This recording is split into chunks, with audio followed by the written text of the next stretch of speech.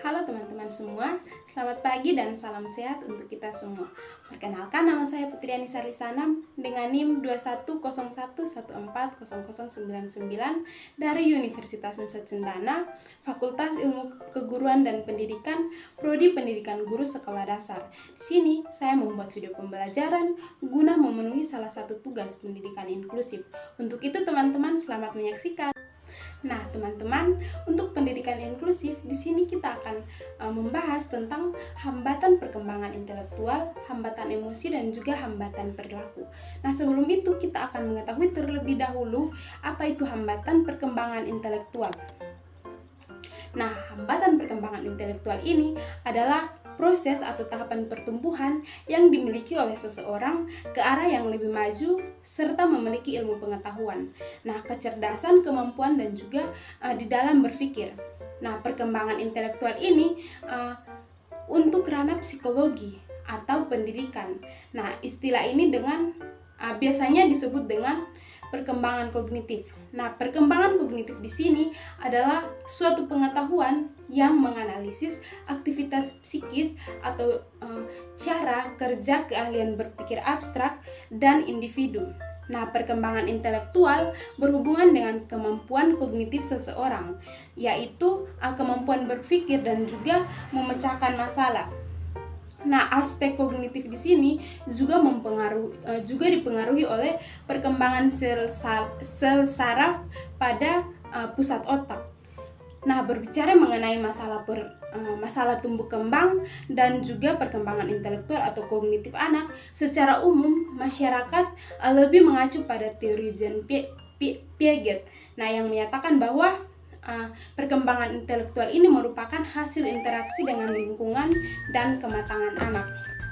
Nah, yang berikut yang kita bahas adalah faktor penyebab anak dengan hambatan intelektual.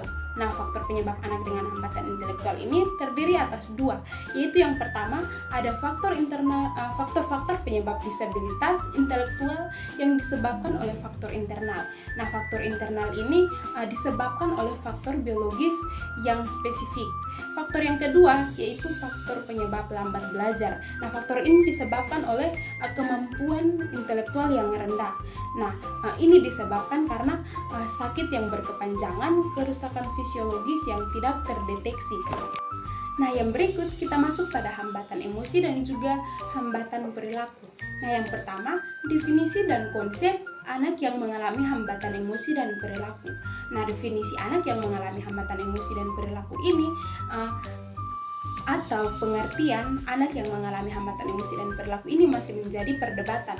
Nah, perdebatan mengenai batasan untuk gangguan emosi dan juga perilaku muncul karena masing-masing ahli yang mendefinisikan anak dengan gangguan emosi dan perilaku ini masih melihat dari kajian ilmunya masing-masing.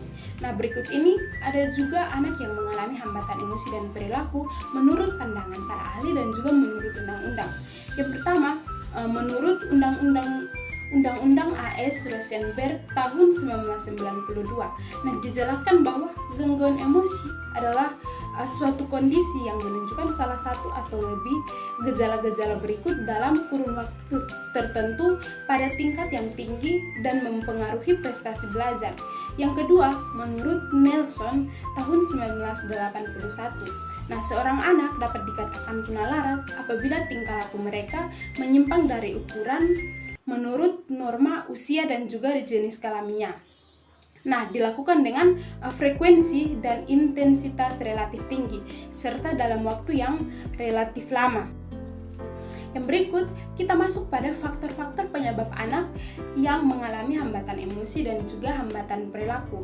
Nah, sebab-sebab anak menjadi tunalaras secara garis besar dapat dikelompokkan menjadi 3 kelompok, yaitu menurut Rusli Ibrahim tahun 2005 buku halaman 48. Nah, diantaranya yang pertama faktor psikososial. Nah, gangguan dan tingkah laku yang tidak hanya disebabkan oleh adanya frustasi, melainkan juga ada pengaruh dari faktor lain seperti pengalaman masa kecil atau kurang menguntungkan perkembangan anak. Yang berikut ada faktor fisiologis. Nah, gangguan atau tingkah laku ini yang disebabkan terganggunya proses aktivitas organ-organ tubuh. Nah, sehingga tidak atau kurang berfungsi sebagaimana mestinya. Nah, seperti terganggu atau adanya kelainan pada otak, hipertiroid, dan juga kelainan syaraf.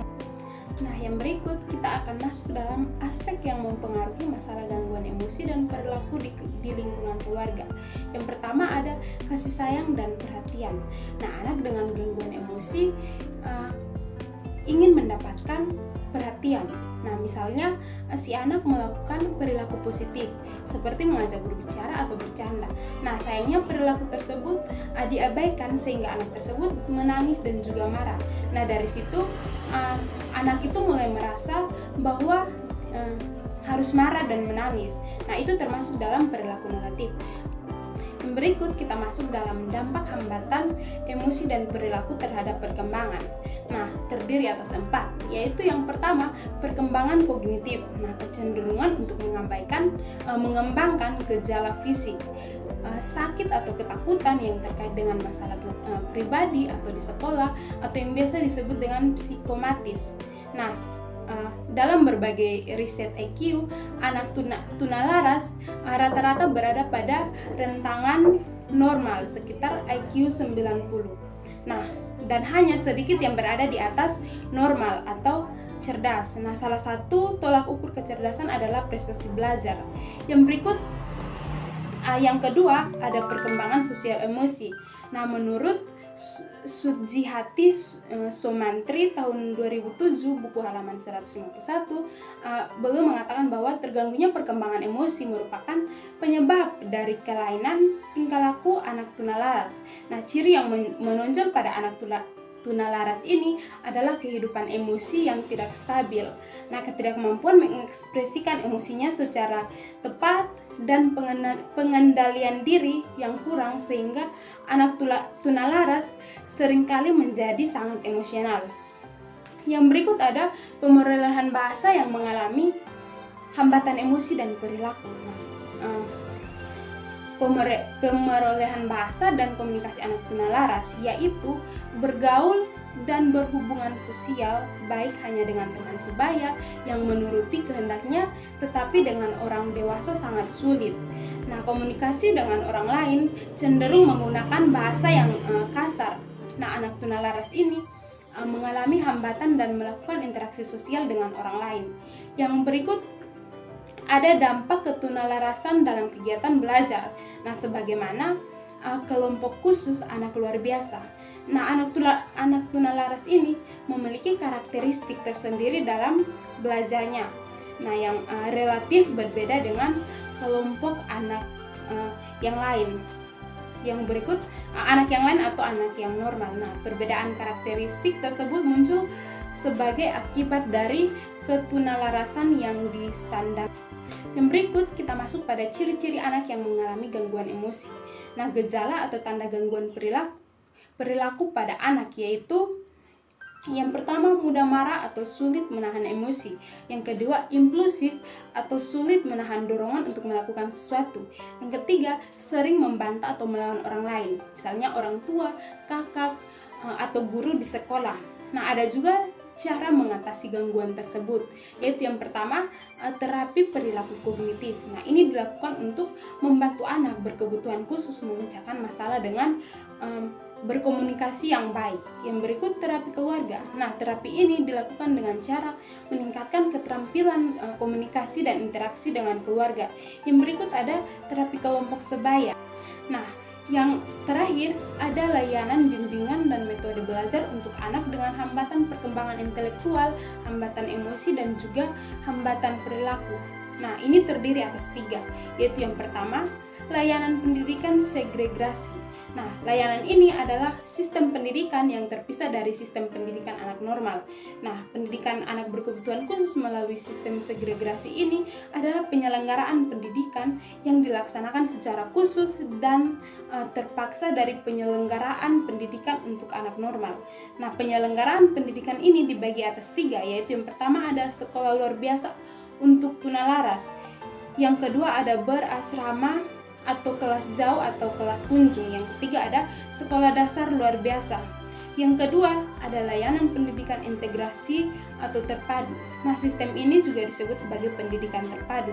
Nah, layanan ini dibentuk untuk pendidikan yang memberikan kesempatan kepada anak berkebutuhan khusus, termasuk dalam gangguan emosi dan perilaku, untuk belajar bersama-sama dengan anak biasa pada umumnya di sekolah. Yang berikut ada pendidikan inklusif.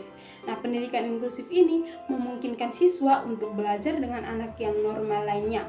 Nah, di satu sekolah reguler dan menyatakan penerimaan sepenuhnya kepada anak berkebutuhan khusus. Nah, ini yang termasuk di dalamnya yaitu anak-anak dengan gangguan emosi dan perilaku. Nah, sekian materi dari saya. Semoga apa yang disampaikan bisa teman-teman pahami. Sekian dan terima kasih.